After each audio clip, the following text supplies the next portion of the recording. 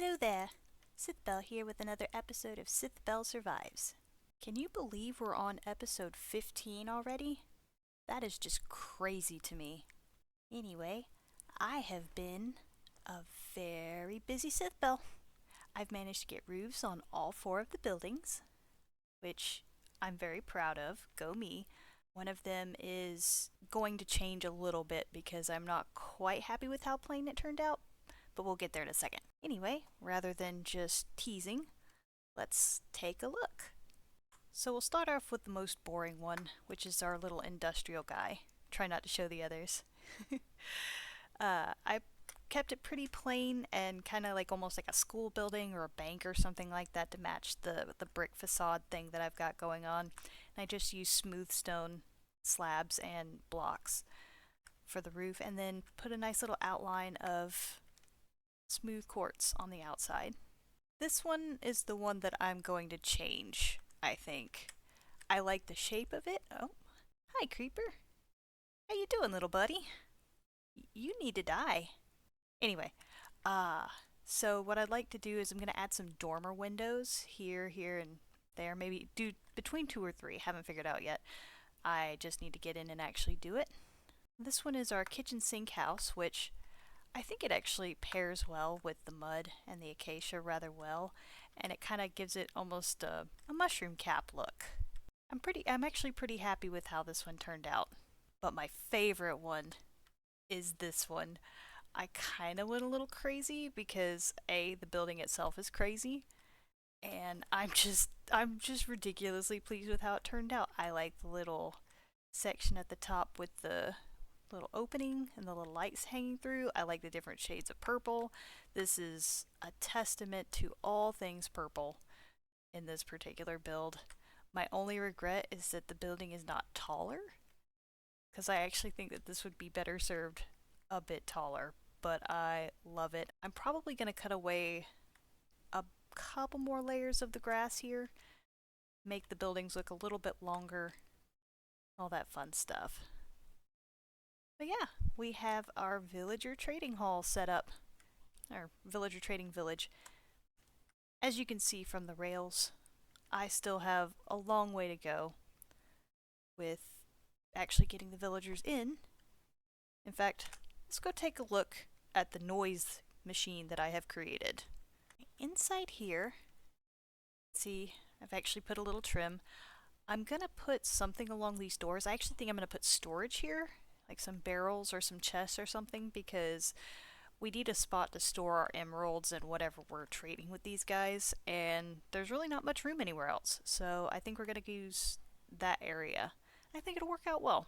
But I did manage to get the rest of the smooth quartz, so go me. And I managed to get all of the stonemasons in. I actually have these two guys traded up to their full potential already. And they're giving me that lovely quartz. So now we can build with quartz as often as we'd like. And here we have our librarians, and this is the one I've been working on currently. As you can see, we've got a pretty decent chunk of villagers in here. We are still missing a couple of trades that I'd like to get. And I realized I miscalculated, and I'm actually going to be short a stall, so I have to hope that I get lucky and get a duplicate somewhere so I can trade for the one trade that I don't have, which I believe is going to be sharpness, which is kind of important for my sword. Just going to take a little nappy nap real quick. Into the kitchen sink build, I used I used the cherry blossoms as my building block because I don't care if they're destroyed or not. Not a whole lot of guys in here yet because, as I said, I'm still working on it. We got our cleric moved over, we got our Fletcher moved over, and the rest of these are just waiting their turn. And we have our farmers and smiths moved in, the ones that we had so far. So, as you can see, there's plenty of room for expansion. Once again, the cherry blossom leaves I used for setting up the roof, and honestly, as much as I'm not a pink person, I kind of really like the leaves in here, so I might set up something in here that has that as a feature. Maybe like a little trellis or something like that with a little chandelier, because I think it suits this building really, really well. And last and least, we have this one, which has literally nobody in it. So this one is going to take quite a while to fill up. Our breeder is working overtime. It looks like we have 3 in here at the moment. Yeah, just 3. Thought there might have been a 4th one in there for some reason. And as you can see, the hill has now been returned to its former state and is ready for terraforming and making pretty and adding whatever farm is going to end up living in this section. It's a bit bittersweet, but I'm happy to see the progress being made on the island. One other thing that I did while I was waiting for the villagers to grow up is I took down this house here and this house here.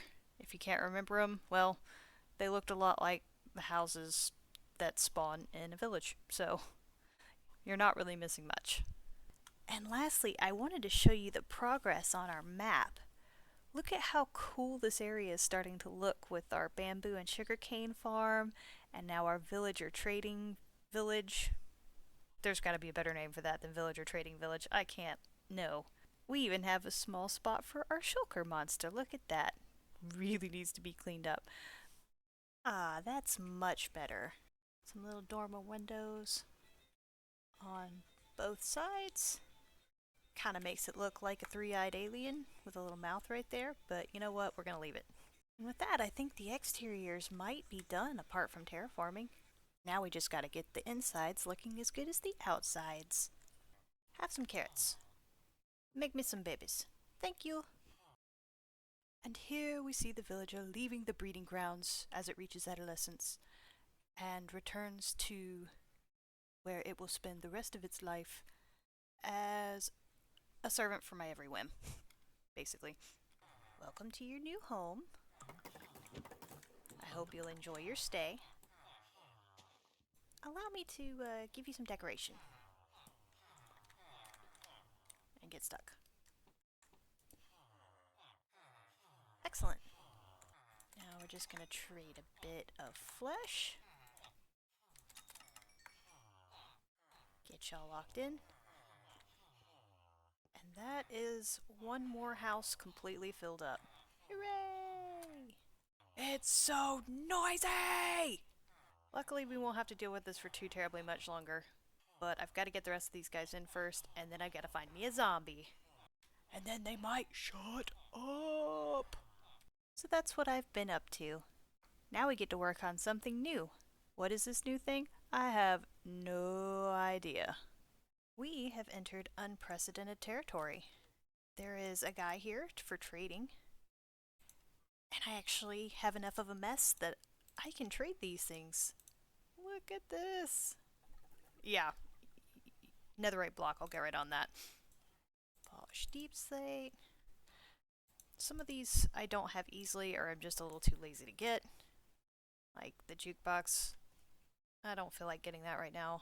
Kelp block requires cooking. Azalea bush requires growing a tree. Don't really feel like that. And then the copper ore, I don't really feel like getting. But look, we finally got some mini blocks. And now for my favorite part.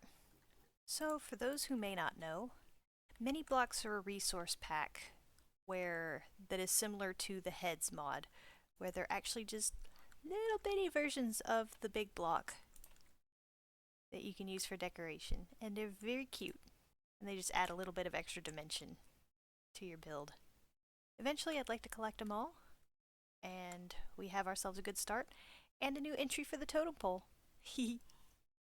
Well, many hours later, and not only have I done the interiors for all of these buildings, I have gotten them filled up with people, and have maxed out all of the people. This is our kitchen sink collection. As you can see, that's appropriately named. We've got a little bit of everybody in there. I think this building might be my favorite just because it's the most out there. And I like the falling petals, even though I'm not a big fan of pink. But we've got all of our farmers maxed out. We've got all of our smiths maxed out. We've got a little bit of storage in the front, and that's the same on all the buildings. Still need to clean up some rails a little bit. More storage here. We have our cartographers and our shepherds. And these guys are making a liar out of me, but these guys are taking forever. So they're almost done. I'll have them done in a little bit. We have our cozy library area, which, again, I'm not much for wood tones, but I think this turned out pretty well. I like the way it turned out. And we have one of all the important types of enchants, at the very least. Last but not least, we have our stonemasons, so now we can have all the quartz blocks we could ever want without having to worry about going to the nether for them. And we can use all of that quartz for redstone components. Woohoo! Now, admittedly, I have not finished terraforming the area. As you can see, there's no paths, there's no roads or anything like that, and some of the hills are not quite sensical. But I'm quite ready for a new project, so I'm going to ignore that for now and put it on the growing list of things that I need to do to finish this island. Okay, now all the shepherds are fully leveled. Now I can do a new project. First things first, though, I need to clean up this shulker monster. It is a bit ridiculous. But I've got lots of supplies for a long time, so I guess it's a win. I'm having to get a bit more creative with my scaffolding blocks because this totem pole is getting rather tall. We got 2 more to add to the collection this time. So this is the future spot of our next contraption. It's one that I have been meaning to do for a while now, but I haven't really had an excuse to yet. But now I do. In this shulker box here, you'll see we have a whole bunch of random goodies. And for those of you who are familiar with Minecraft, you'll probably figure out what we're making, especially considering these guys. But for those of you who don't know what we're making, this is going to be a super smelter, which means that we'll be able to cook all kinds of stuff very, very quickly. The array is going to have 32 furnaces, and so we'll be able to smelt an entire stack of items in the same amount of time it would take to stack 2. And goodbye, Iron Golem. So let's get started, shall we? So replay mod was a bit strange and didn't do things in the right order, so we missed most of the terraforming that I did, where I moved the grass away from the sugarcane farm. But we got a little bit of it, and now you can see that I'm setting up the array. And the biggest challenge with this array was actually counting the number of hoppers that I need, because I'm apparently bad at math, despite my day job. Connecting the rails together was also a bit of a challenge because they're supposed to run parallel, but the direction that I have it set up, they kept trying to connect in the wrong way. So that was fun, but we got it fixed in the end. As you can see, it's a bit of an ugly thing, but it gets the job done well, fast, and efficiently, so we will take that and just make it pretty later. I also added an etho hopper clock because otherwise the input chest wouldn't get enough stuff in time, and it just helps with the timing a bit. But it works, it's functional, and we're gonna make it pretty as soon as possible. It's alive! It's ugly. It needs some work. But it's alive! So, excuse you. We flip this switch here, and that gets all 4 minecarts going. They'll go for about, I don't know, that long. And then you'll notice that these turned off. And what that does is it allows enough time for whatever's in these chests to drop down into the minecarts so that they will spread and distribute evenly. I've had issues with every other super smelter I've ever made in the past where they didn't distribute evenly, so I have added an extra block on either side, and I've added the hopper clock to try and mitigate that because I will beat this contraption one of these days. Let's turn you off. We're not actually running anything. So the reason why it's designed the way that it is with these hoppers and chests is because I wanted to ensure that I had enough space for whatever I wanted to smelt. I highly doubt I will ever need this much space, but it's nice to have just in case for some reason I found all of the copper. And also you'll notice that there's a hopper coming out of each side so that we can get an even distribution. So when I put these 3 stacks of coal in, You'll see they're going down 2 at a time. It's getting distributed evenly across the board. Oh, and it is nighttime. Good morning, everyone. Welcome to another fresh day in the Minecraft world. So now I've got a few blocks. I haven't used the prismarine blocks in any other build so far, so I thought this would be fun. And I'm going to get the inside of this setup. We'll worry about the outside of the building later because I have an idea and it requires me gathering a bunch more stuff that I don't have yet. Anyway, I'm going to get started and I will bring y'all in when I have something to show. Intermission time. This is what I decided to go with for our smelter aesthetic on the inside. Lots of prismarine and copper, which I like. It kind of goes with this house, but the exterior is going to look hopefully a bit different, so it'll still be kind of unique and fit in with the theme that we're making everything look a bit different, or each building look a bit different. However, one of the main building blocks, this oxidized copper here, this is all I've got. I've got those 2 aging over there, but I have no more. So I need to smelt some more, which, if only I had a gigantic super smelter I could use. So this is actually going to be the maiden voyage, and we're going to see if this works or not. I'm going to let this fill up a bit. Try this one. Oh, it's actually hard to get these guys. Come on. There we go. So they don't need to be completely filled just yet because we've got the etho hopper clock to help with that. But let's give this a go and see if it works.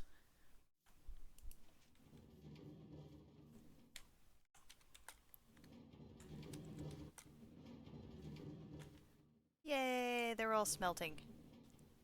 I have made a thing. As you can see here, we've already got 32 things smelted. So this is going to go very quickly, and we'll hopefully have a whole bunch of copper that we can start aging and finish the interior of this bad boy up. It turns out I was mistaken, and it's very important that you wait for the chest minecarts to fill up before starting this, because look, we got 11 here, we've got 1 here, these are out, the rest of these are out. Yep. So I think if I wait for it to fill up a bit more first, it'll be okay. But the good news is that we won't be wasting coal forever, because after this, I have a plan that's going to involve creating a renewable smelting source, and we'll see if we can get that going in this episode, because I think we actually have enough time to do that. Behold, my very own copper field. My island has acne. We are going to call this David. David Copperfield. I can't claim the joke, but it makes me laugh every time. Looks like we've already got one that's aged. As you can see, they're slowly going to turn from their lovely coppery color into that beautiful, beautiful tealish color that I love so much. And now all we have to do is wait. We have ourselves a finished smelter. Interior. I got the rest of the copper put in. I got this kind of framed out. So here's the fuel chest, here's the input chest, just like before. And I moved the switch up here, so that way I don't have to go reaching around for it every time. Alright, so we've got the smelter. Now we need the fuel. I'm going to build a kelp farm. Right here, we're going to use bamboo to cook it. But first we need to get it built. For if we build it, they will come.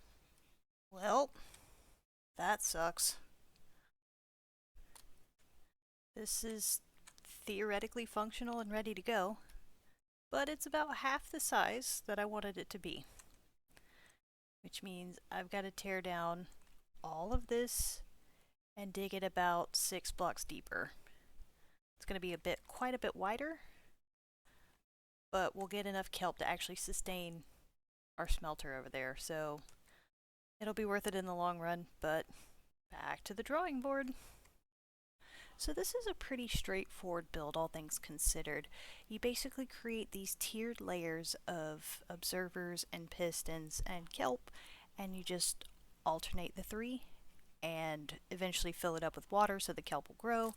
And it operates much like our bamboo farm and our sugarcane farm, where when it grows up to a certain height, the observer will, well, observe it, and the piston will break it. And we'll set up some hoppers up at the top, and then we're going to set up a smoker to cook the kelp using the bamboo in the farm next to it. And then we're going to send that over to our smelter, and that's how we're going to fuel everything for free, basically. Pretty neat, huh?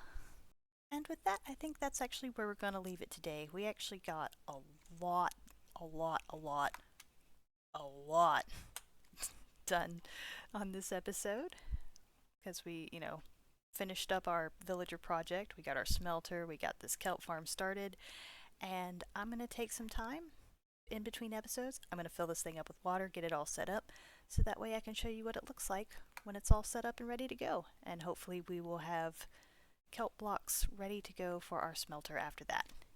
Anyway, if you made it this far through the episode, I really appreciate it. Thanks for watching, and I'll see you in the next episode. Goodbye!